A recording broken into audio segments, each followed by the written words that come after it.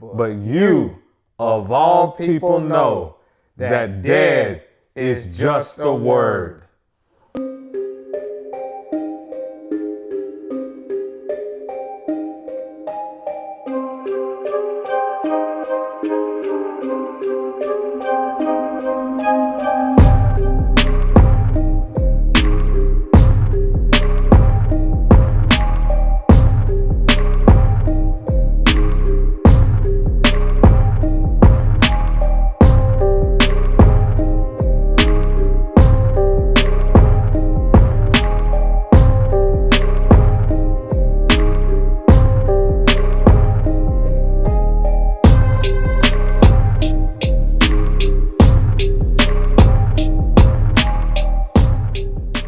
Hey Fright fam, you know what it is.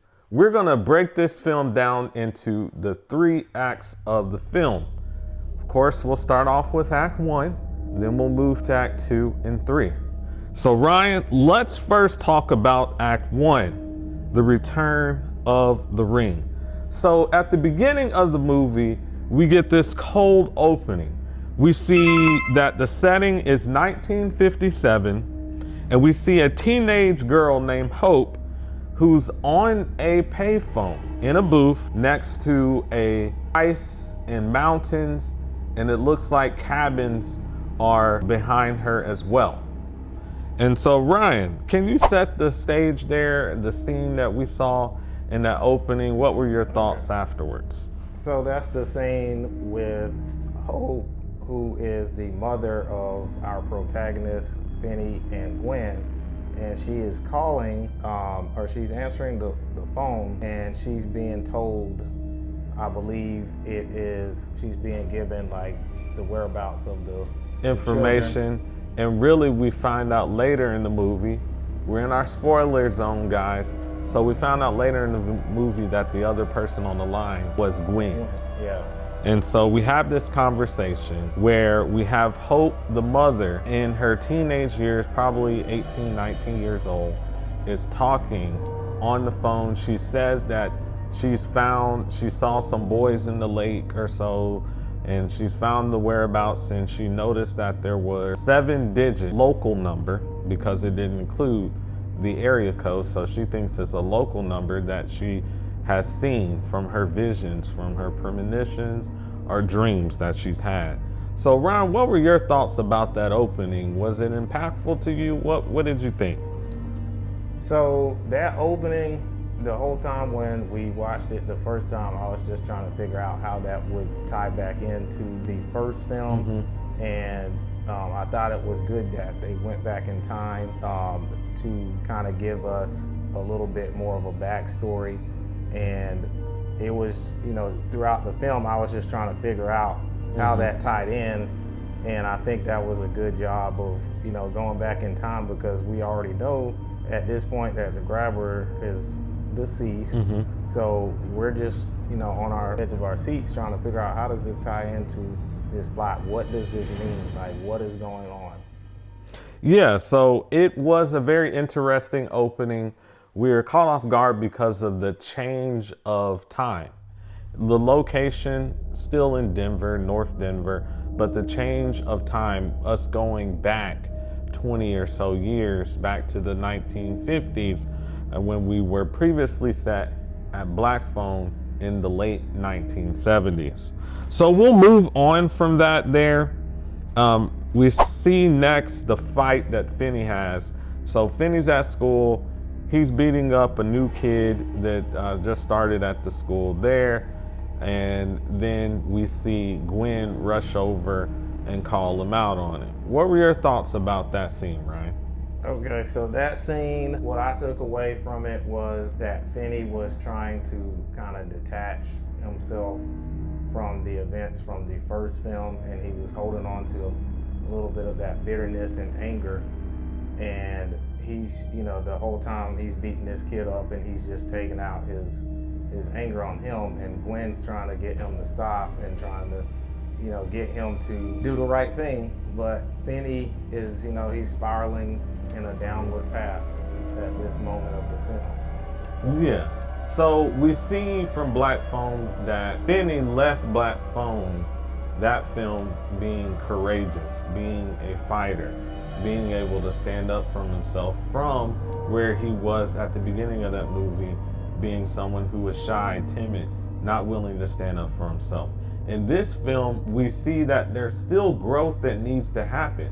That over the last 4 years, not much has changed as far as Finney. He's still using that fighting nature to cope with the issues and the trauma of having experienced what he experienced in Black Phone. So we see that there's growth, there's development. Most likely, since this movie is set in 1982, he has not gone through therapy. He has not processed what has happened to him. And like many young men and boys, they use their anger as their way of processing things, which can be very negative at times.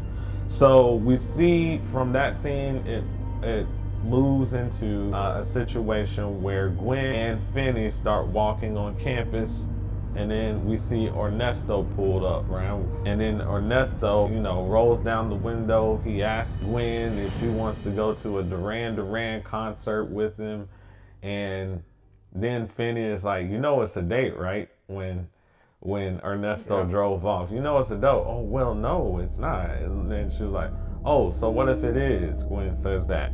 So Ryan, what were your thoughts about that scene? So it's interesting to see Gwen older in this film, both Gwen and Finney, and to see her, branching out and making friends. Because there's another scene that we see in the first act where she's at the school and a girl comes up to her and calls her a witch or something, I believe, and then goes over and sits at another table and then talks to some other girls and they start laughing at her. Yeah, so it's interesting to see Gwen has, a fan at this point, and just seeing her develop over time and between these two films is interesting. So yeah, we see that there. We also see she's developing. She's 15, at a time where people are thinking about dating and stuff like that, and that she seems to at least have some interest in Ernesto, and Ernesto has some interest in her. Another fun fact is that the actor that plays Ernesto, which is Robin's brother, remember Robin passed in the first film. The grabber was the one that took him out.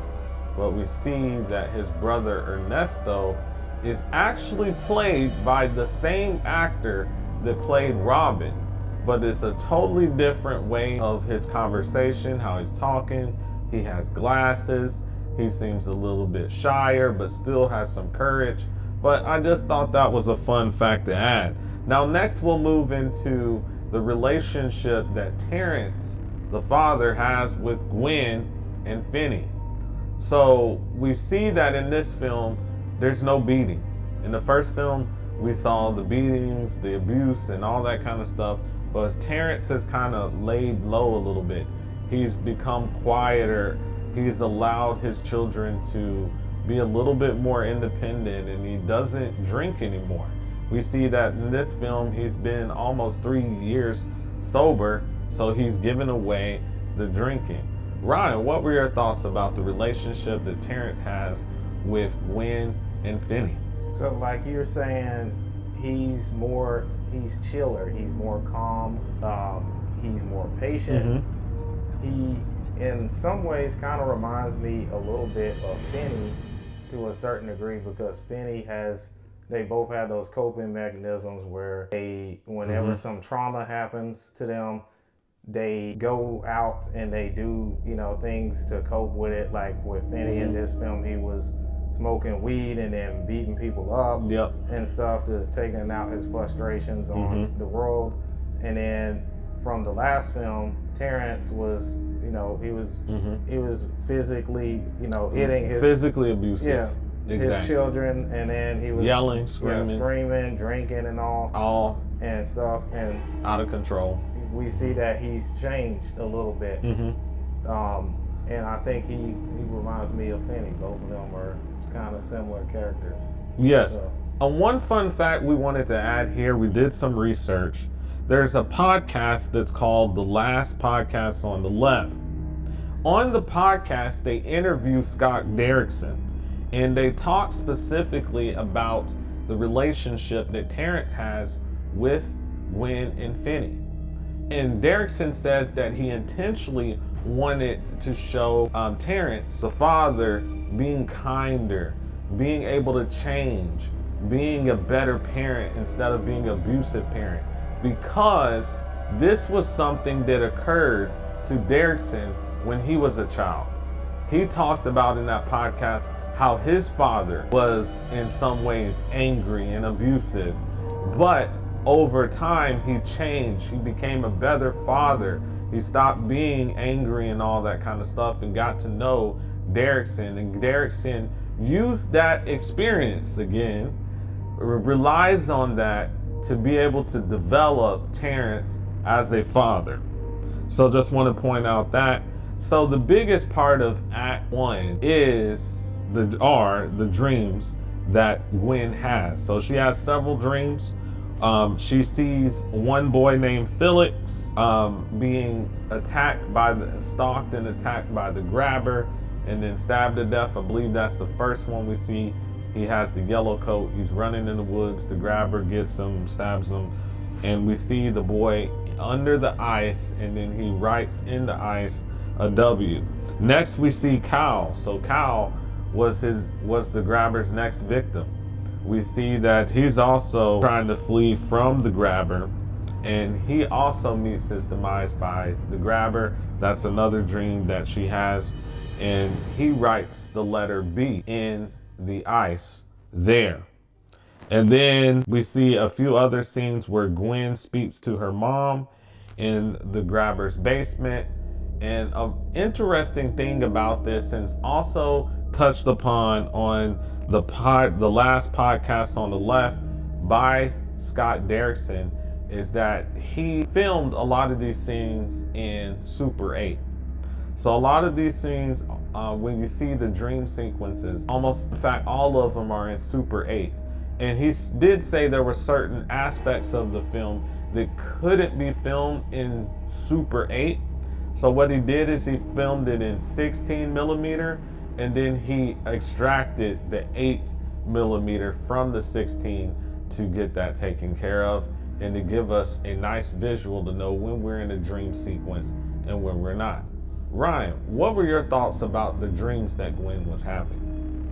So what I thought was this film did a better job than the first film because we actually see the dream sequences. Mm-hmm. And then I like how they distinguish the dream sequences by putting them in Super 8. Mm-hmm. And then you can tell that this film has Sinister, the film Sinister. If any of y'all have seen that film, it got that film's DNA all over it. Because when you're looking at these Super 8 sequences, it just brings you back to that Sinister film, both Sinister 1 and 2. And who directed those films? So Derrickson. Yep. So it's something that he uses as a director. That's one of his techniques that he uses. Also wanted to note here is that Gwen speaks to her mom in the grabber's basement. So we see the scene where she dreams and then she's sleepwalking. All throughout the first act, she's sleepwalking, but Gwen catches her the first time or two. But one occasion she sleepwalks and she makes it all the way out to the grabber's old house from the first film where he had Finney stuck down in the basement. And she goes all the way to the house, jumps or climbs the fence that's been put around the house. And then she goes inside the house and then walks down to the basement. She hears the phone ringing, much like her brother did in Black Phone. And then she answers the phone in the basement. And it's the voice of her mother. Tying back to the opening scene, she's having a conversation because we hear this character saying, oh, there's 7 digits there. Oh, it was a local number. And we realized from the voice, that's the same young woman, Hope, who was on the opening scene there. So Ryan, what were your thoughts when you were seeing this unfold at the end of Act 1? So that's when the light bulb goes off in your head, and you're like, oh, okay, so that's who she was talking to from the beginning, because the film is not in like a chronological order, or at least that part of the film is not. It's so not, then when yeah. it brings it back to it, it's like, oh, okay.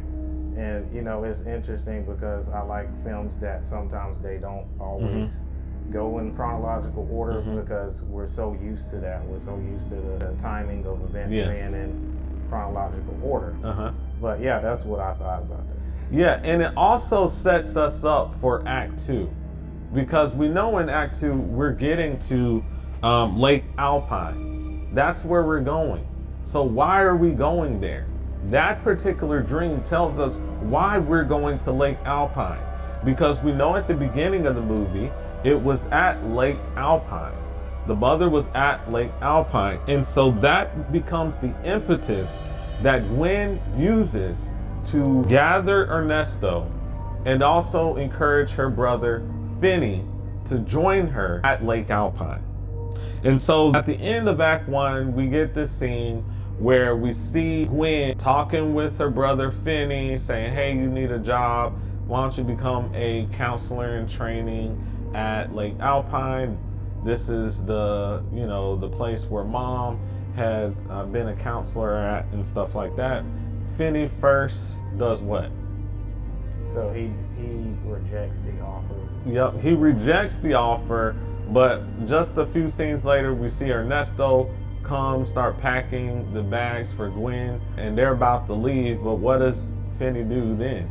So Finney sees Ernesto and Gwen going, and he decides to ride along with them, you know, because he wants to be that protective older brother. Because the one thing that he cares about the most in this film is his sister, making sure she's safe. So exactly. Okay, guys, so let's go ahead and move into Act 2, the confrontation. The past calls back. So here we're seeing more visions, more dreams that Gwen is having. But before we get into that, let's talk about them getting there, right? So when they're on their way there, we have Ernesto, we have Gwen, and then we have Finn in the back seat. They're driving. A blizzard starts to happen. They can't really see anything. Finney gets out of the vehicle, says, hey, let me get in front. I'll run up in front, and then I'll guide us to where the Lake Alpine camp is.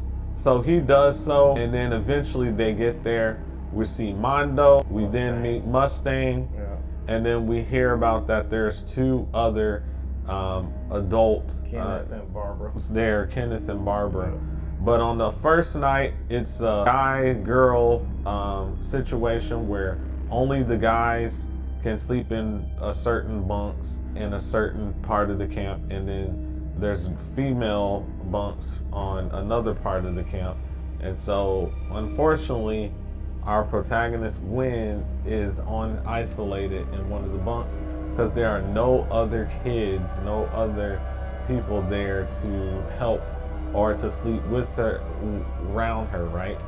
And so Mustang says she can't sleep in the same room with her because she's not a counselor in training, so she sleeps elsewhere. And that leaves Gwen alone. That's where she has the dreams and stuff on that first night.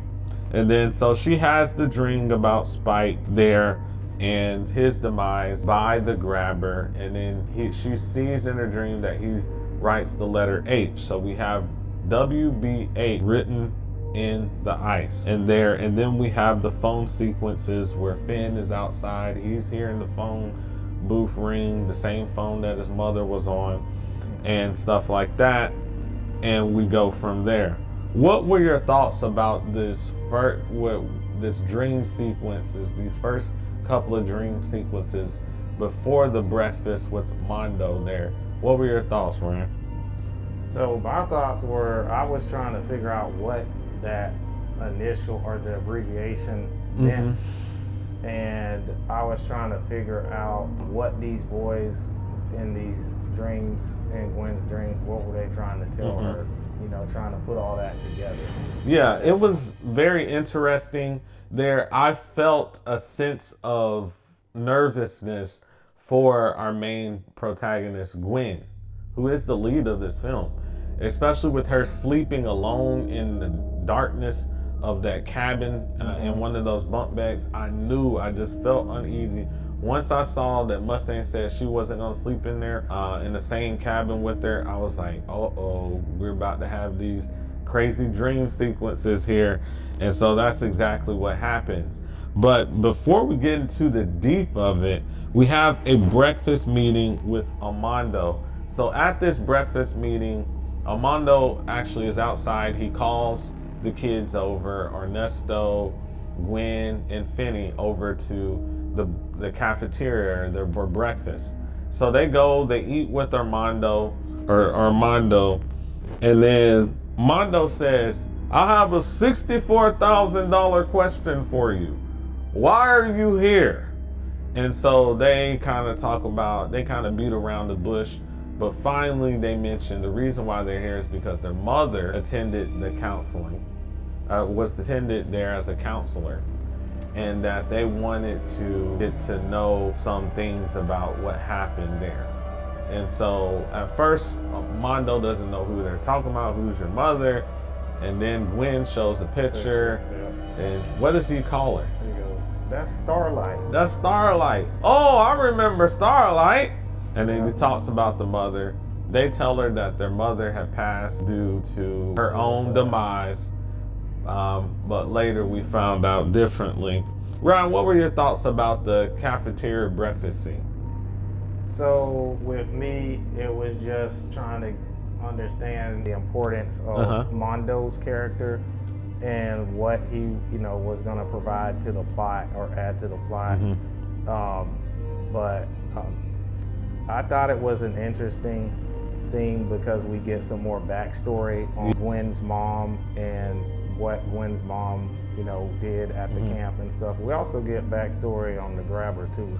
So, So we get confirmation from Armando that their mother, Starlight, or Hope, her real name, was actually one of the counselors there. So it wasn't just a dream, it was true. And then next we go into a meeting. I'll call it Mr. and Mrs. Karen, or Barbara and Kenneth. There. So we see that they're very judgmental people, especially Barbara. Barbara makes fun of or ridicules Gwen for sleeping in the same the boys cabin with them. They're not knowing the full context or caring about the full context that she was having these nightmares and all this kind of stuff.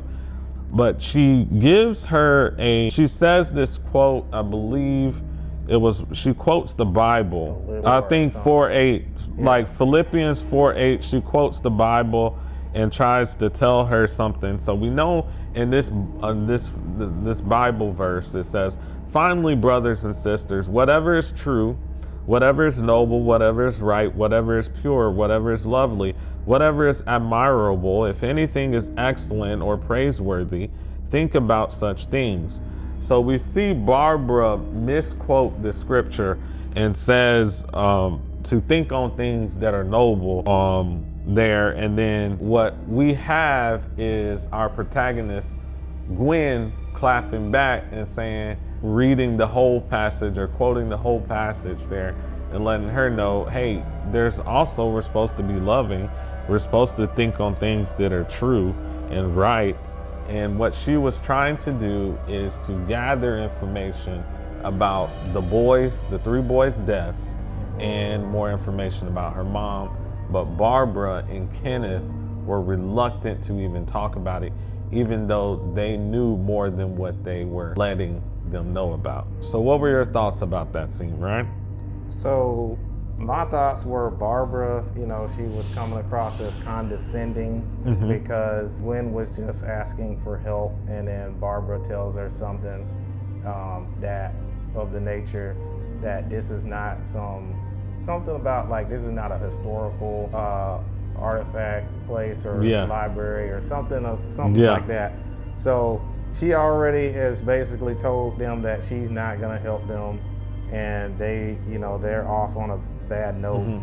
And we kind of have an idea of Barbara and Kenneth's character, that they're kind of unlikable characters. Yeah, very self-righteous. Self-righteous. They don't really love people. They want to talk about everybody's wrongs and stuff like that. So next we move into the kitchen, what I call the kitchen nightmare scene. This is probably the most infamous scene in the particular movie. So in that scene, we see our protagonist, Gwen. She goes back to the girls' location, cabin, to sleep because she got taught to by Ernesto that he could lose his license if she's in the boys' cabin, and then also by Barbara as well. So she sleeps in there. She does the sleepwalk thing where she goes out of the girls' cabin and then walks into the cafeteria where they had breakfast just a few scenes before. This time it's late at night. And then that's where things start to get a little scary. We see that the oven, the double oven or so, starts opening the door. As soon as she gets into that kitchen, opens up, flies open, and then fire blazing in both of them there. And then this is one of our first, I believe, our first real scene where we see the grabber back in business, and this time he's attacking Gwen. And we note that right before this scene, there was a conversation that Finney has with the grabber, saying that he's going to repay and get his vengeance back, and he's going to do so by taking away the thing that Finney loves most, and he believes that is his sister Gwen.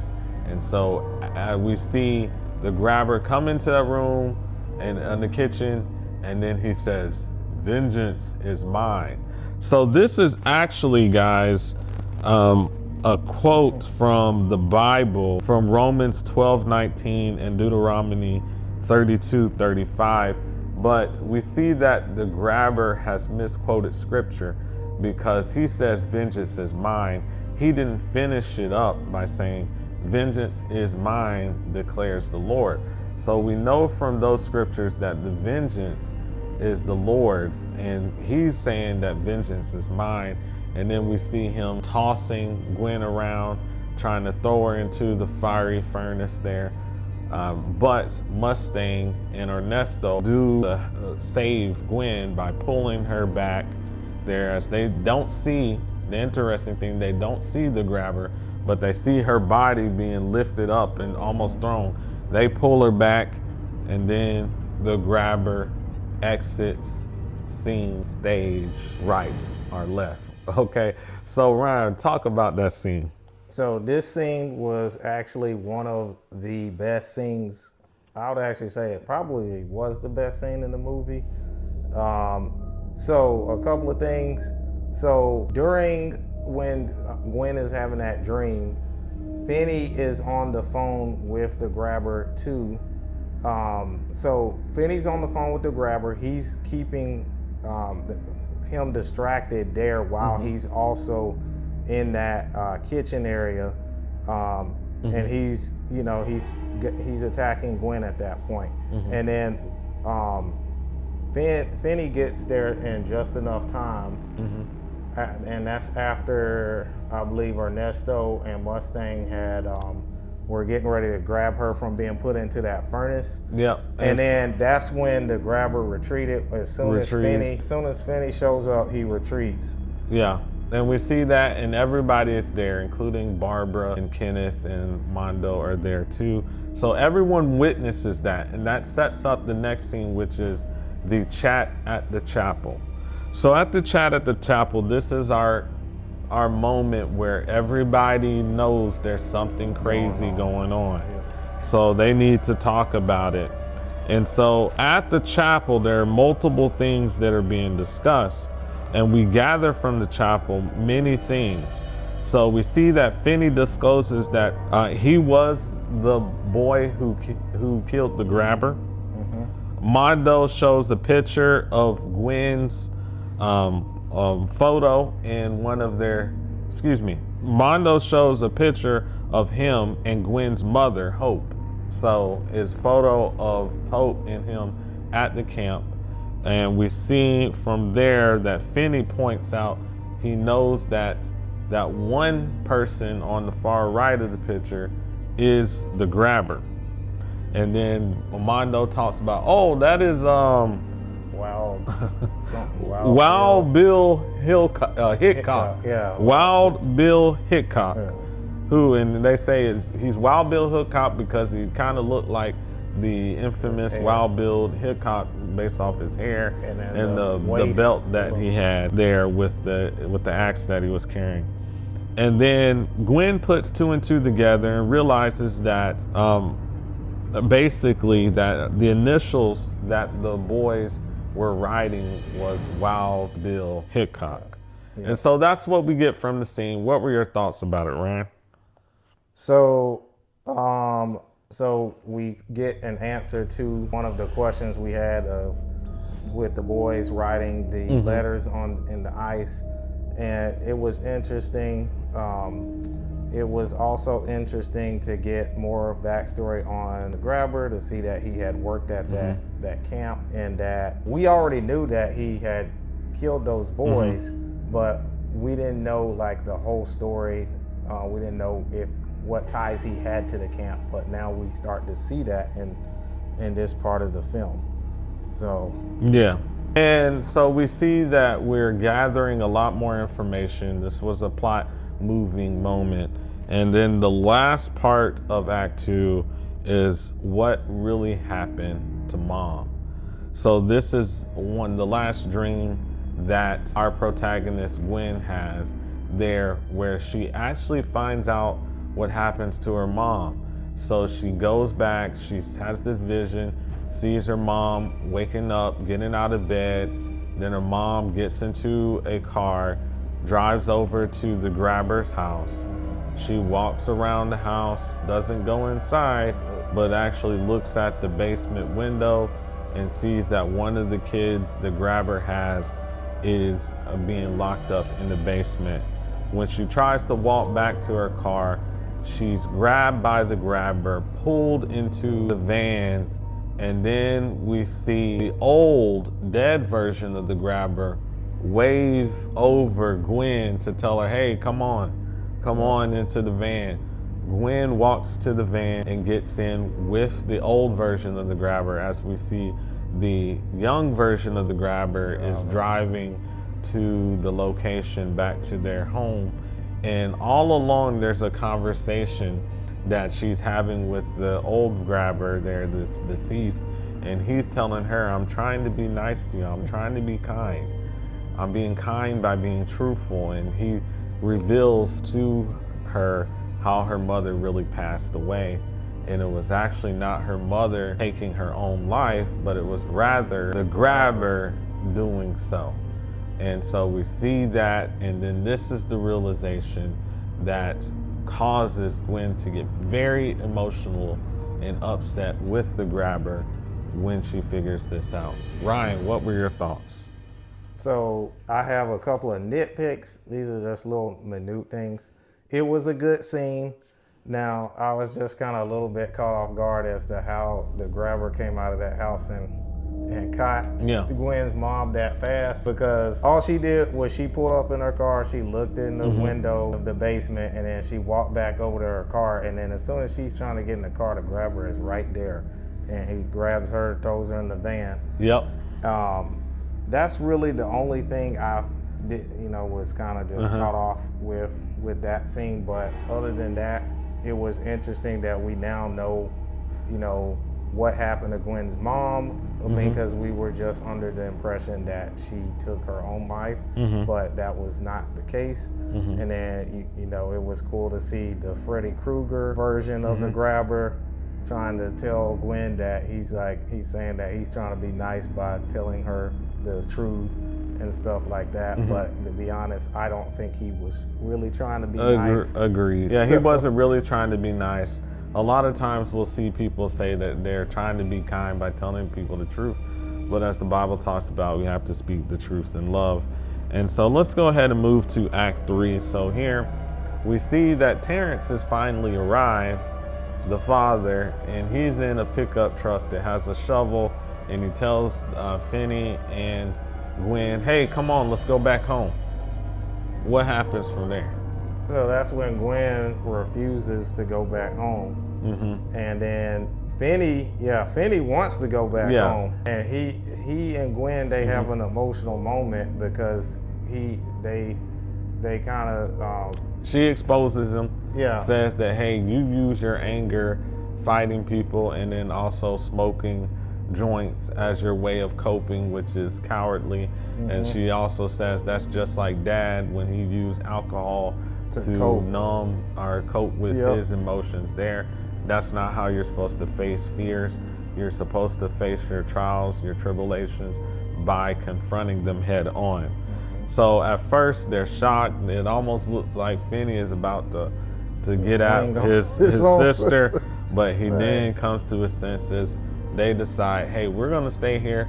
We're gonna see this confrontation and we're gonna confront the grabber and take care of this business. We find out that the way to defeat the grabber is that all three boys who the grabber had initially victimized and taken, they have to be put at rest. Their bodies have to be put at rest. So there's two dreams.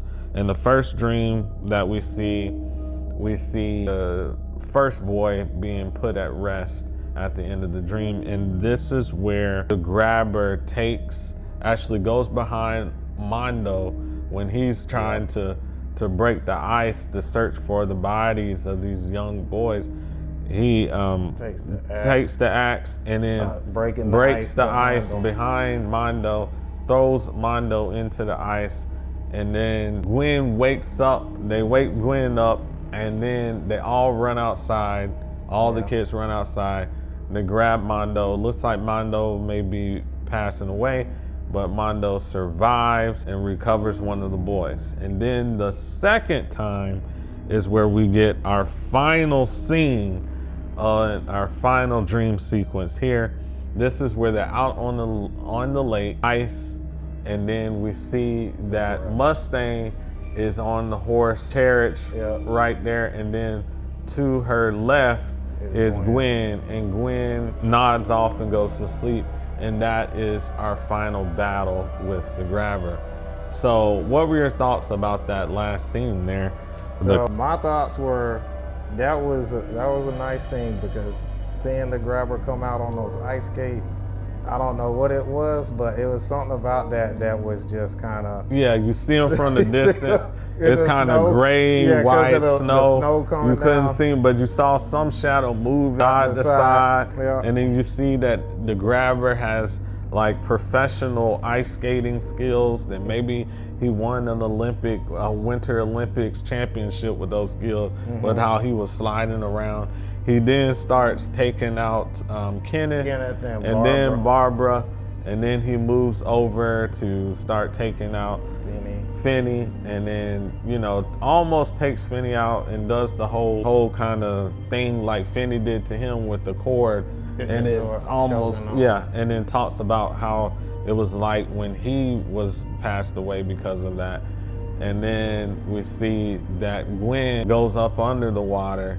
She gets one of the boys, helps her brother, not her brother, but her father, Terrence, who pulls that kind of the oil can or whatever that had one of the boys in it and up. And then they get the other boy out as well. And we see right as the grabber turns his eyes towards Gwen to take her out, what it looks like, we see that these boys that have been the grabber had victimized, that their bodies start grabbing onto his leg, and they grab him and he falls to the ground. He gets back up and another one grabs him and he falls to the ground. And then he, the axe that he has slides over to Gwen and all that stuff. And so what were your thoughts about that when we see the grabber finally meet his demise, and Finney comes in and beats him down, and then he takes his little mask, puts it back on, and falls into the lake. Yep. Hopefully never to be seen again. What were your thoughts? So when the grabber is being attacked by the boys, so he's essentially losing his power. And it's kind of almost just like with Freddy Krueger, how Freddy works is he feasts on fear. So the fear of Freddy with the kids on Elm Street is how Freddy becomes more powerful.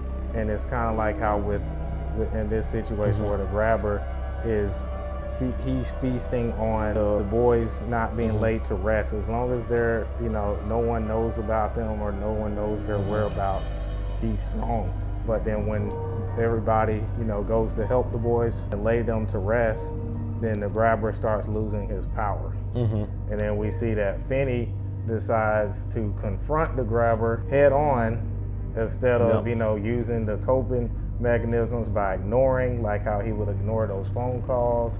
And then also, doing the drugs like the marijuana and then beating people up. So he's leaving that behind and he's confronting, he's letting go of his emotion, like he's acknowledging it but letting go of it, and then he's trying to confront his trauma head on. And so that's when the grabber is defeated. We see that the grabber is defeated, and we see that they face their fears head on. And then we move to our last scene here, where we get one more ring. And on this ring, the only person who can hear it, first of all, to set up the scene, it has Gwen and Finney are walking to get into their vehicles to leave the camp. And on their way, they are about to pass the phone booth that's been there that we've seen the whole movie. And Gwen hears the ring, not Finney. And he says that she needs to answer it. She goes and answers it. It turns out to be her mother. And so she's talking to her mom. It's a very emotional scene. Her mom tells her that she's in a better place and that she wants the best for Gwen. And then Gwen talks about how the premonitions and these dreams, when will they go away and stuff. Am I cursed and stuff like that. The mom said, you're not really cursed.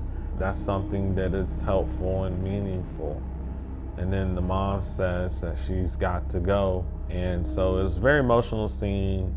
The actor that played Gwen did a really good job here of showing us the human connection in this scene. Ryan, what were your thoughts? Yeah, it was an emotional scene, and you get a sense of peace, and you feel, the same emotions that Gwen feels because she's reconnecting with her mother, and she's able to talk with her mother, and her mother, tells her, hey, like, I know you saved those boys. And she's like, no, I didn't. And she's like, yes, you did. And she tells her that she's proud of her. And then she tells Gwen to tell Finney that she loves him. Yeah, exactly. So we end with that. There's a little joke at the end of, hey, Terrence says, hey, Finney, why don't you talk to Mustang or so? And then we kind of leave it at that on a positive note. So moving into your final thoughts and your grading for this film. Ryan, what were your final thoughts and your grade for this particular film? So this film was considerably better than the first film, and it touched on some themes that I liked, like one of them being, I'd say, if you're going through something, like some adversity or going through something in life, a problem or setback, you need to ask for help. It's okay to ask for help. I think that's one of the takeaway things I got. And then also making sure that when you have trauma, you don't hold on to your emotions, and you have to kind of let them go, and you have to confront the obstacle head on, and you have to move forward, and you have to move in a right direction. So that's kind of what our characters had to do in this film. So with those themes, I thought this was a pretty good film. I love the Nightmare on Elm Street references. The Camp Crystal Lake from Friday the 13th, I like that. And then also the Hello Finny. Now that's a Scream reference. So with this, I'd have to give this movie a growl. This was a good movie. Yeah, so for this movie, just to set the stage, we have Rotten Tomato that's giving it 73% the last time I looked. IMDb 6.7 out of 10, and Letterboxd at 3.3 out of 5. So we had those kind of fairly good reviews. Now amongst the YouTube horror influencers, we had a mixed bag here. We had some like Cody Leach and Jeremy Johns that didn't really like this film that much. They preferred Black Phone, the original, over this one. And then we also had other reviewers that actually thought kind of well of the film. Spooky Astronaut gave it 7 out of 10. Possessed by Horror said that she liked it, I believe, more than the first. Chris Stuckman said that the film was decent. He liked the fact that it was set in a snowy, cozy kind of scenery that he likes. And then we saw Haunted Hippie enjoyed the movie as well. Now, as far as me, my impressions were I enjoyed this film way more than the first one. I felt as though, yes, it did have some things that was borrowing from Freddy Krueger with the dreams and being able to be killed in the dreams and stuff like that. But I think it took that movie a little bit further, because we see like throughout the movie, especially in Act 3, end of Act 2 and 3, that the grabber can actually interact not just with Finney and Gwen, but he interacts with Mondo. He also causes pain to people like other than Gwen and Finney, like Mondo, like Barbara and Kenneth. And so we see that he can hurt anyone. So I like that ad. And then I also like the human connection. That last scene stole the day for me. And so I would have to give this film a growl as well. It was one of my favorite movies that I've seen this entire year. And I am truly happy to have seen it.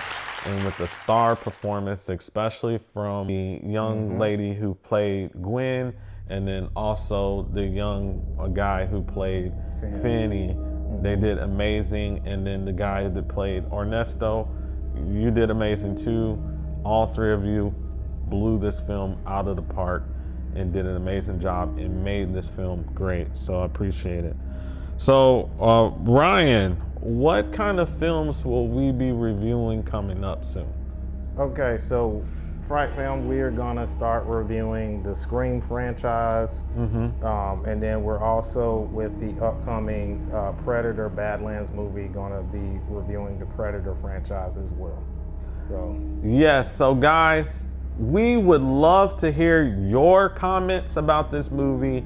Let's start a dialogue. Let's talk about the movie. Did you like it? Did you not? Was Black Phone better than Black Phone 2? Which one was better? Hey, like and subscribe and comment below.